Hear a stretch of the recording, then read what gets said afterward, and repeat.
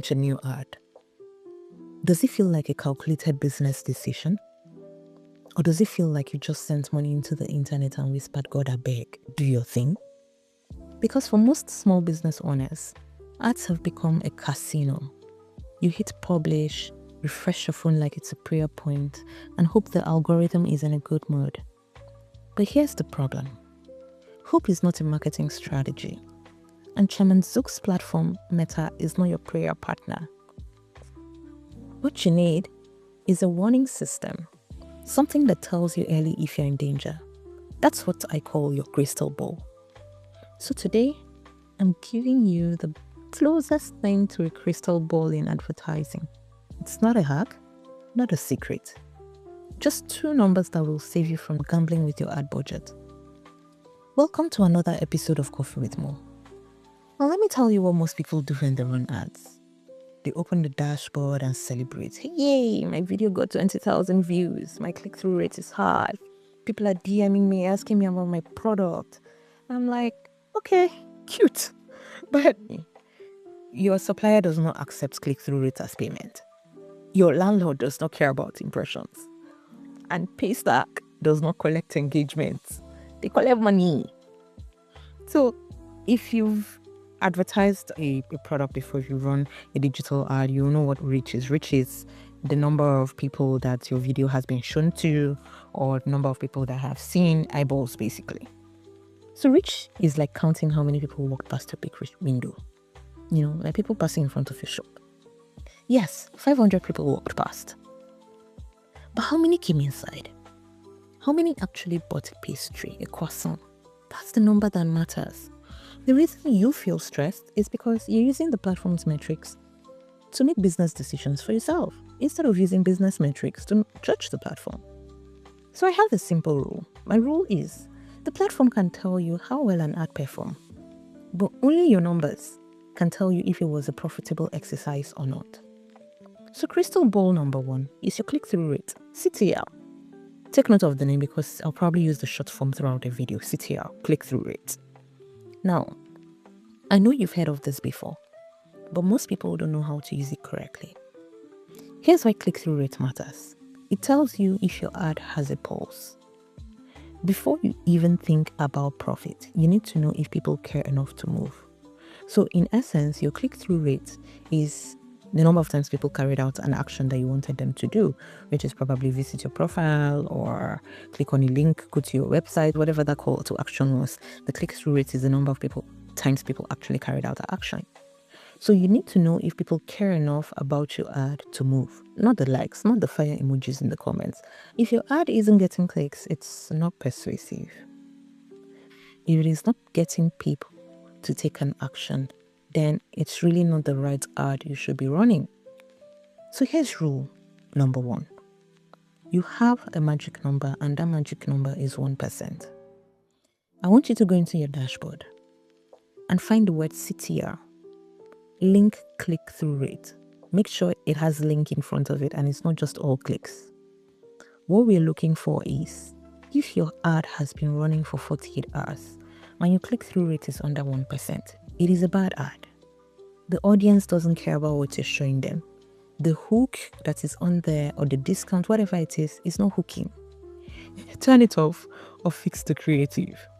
Now, if your CTR is over 1%, let's say like 1.5 or 2%, that's good news. You have a winner there. People are interested. Now we move to the next crystal ball.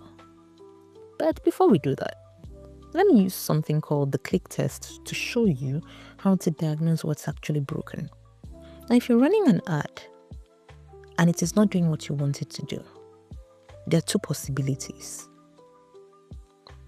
The first one is the boring ad problem. You launch an ad, lots of people see it, nobody clicks. The diagnosis is that your ad is boring. Do not blame the price. Don't change anything on your website, because what I see is business owners panic and change everything at once. The audience, the budgets, the creative, the website landing page, without knowing what exactly is causing the problem. Now, if you're going through the boring ad problem, it is not your website that is the problem. Your ad isn't getting people to do what you want it to do, period. Now, what you can do to fix this is to rewrite the hook. Make your call to action clearer. Try again. And the second one is the heartbreaking one. You launch an ad, you have a high click-through rate of over 1%, but nobody buys. The diagnosis here is that you have a great ad, but your store is the problem. You did your job, you got them interested, you got them to the store, but once they walked in, they didn't like what they saw. Maybe the shipping was too high. Maybe the person responding to DMs doesn't know how to close a sale, or they're rude. Maybe the product description was confusing. There are a number of things that could go wrong, and you as the business owner would have to spend some time diagnosing what the problem could be. There are people falling off. Now, for this one, you don't touch the ad because the ad has done its job. It has brought people in. What you need to do is fix the offer, fix the checkout experience. Listen to the feedback of the people that have actually asked you about the price of the product, that have come into the DM. Fix whoever is handling customer service. Do you see the difference between the two? Without looking at your click-through rate and without looking at the clicks you're getting, you're just guessing. But with clicks, you know exactly what to fix. Now, click-through rates tells you if the ad is working, but it doesn't tell you if you're making money. That's where the second crystal ball comes in. You break even CPA. Now, CPA here means cost per acquisition. In plain English, this is how much it costs you to get one customer. If you don't know this number as a business owner, we've got a big problem. Now, let me show you how to calculate it really quick with math. Let's say you sell a dress for 50,000 naira or $50, whatever currency you use. Now, subtract the real cost of production. That's the cost to make the dress. Let's say it's 20,000. Shipping and packaging, 50,000. Transaction fees, 2,000. The dress cost you a total of 27,000 to make. Your selling price minus your cost price would be 50,000 minus 27,000 would give you 23,000. Now that 23,000 is called your contribution margin, right? It is what's left over after you collect the direct cost, after you cover the direct cost of making and delivering that one sale. Now, here's the critical part. You see that 23,000? That is the most you can spend on ads to acquire one customer without technically losing money on the transaction. That's your break-even cost per acquisition. But, and this is important, if you spend 23,000 to get a customer, you worked for free. You didn't even pay your rent. You've not paid yourself. So you're not making profits. You're just surviving. Your target CPA should be between 30 to 50% of your margin. For this dress example, since your margin is 23,000, try to get customers for 6,900 to 11,500. Then you are actually making some decent profit. Now here is how you figure out if your ad was profitable. Let's say you run an ad for 5 days and spend 300,000. You don't just get one customer from that. Maybe you get 5, maybe 10, maybe 20. The way you figure out if that ad was worth it is simple. Divide the total ad spend by the number of customers acquired from the ad. That's the cost per acquisition. You spent 300,000 and got 30 customers, for example. 300,000 divided by 30 is equal to 10,000 per customer.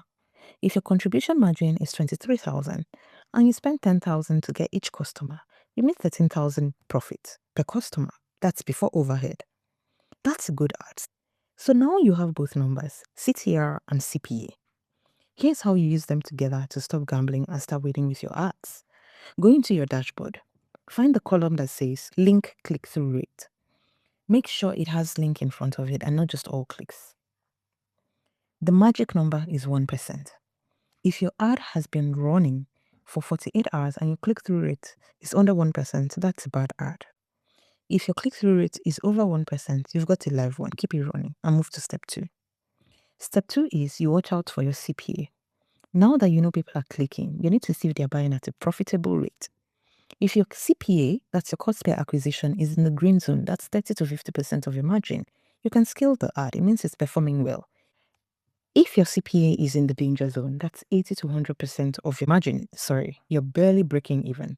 You need to diagnose what the problem could be. It could be your targeting is too broad, your offer is unclear, or you don't have a call to action. If your CPA is above your margin, you need to stop it immediately before you lose more money on every sale. Either fix the targeting, fix the offer, or you just kill the ad and start over. This is where so many business owners get tricked.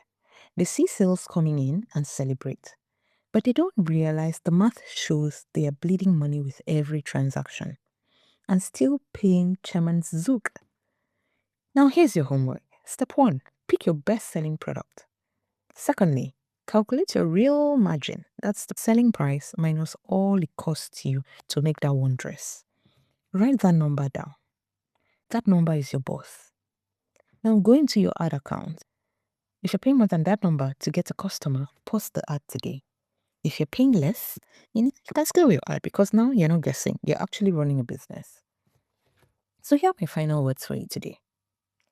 Ads are not evil, but running ads without knowing your break-even cost per acquisition is self-harm for your business. Stop gambling with your rent money. And the next time someone tells you, just run ads consistently, please ask them, consistently profitable or consistently spending? Go do the math, and I'll catch you later. Bye.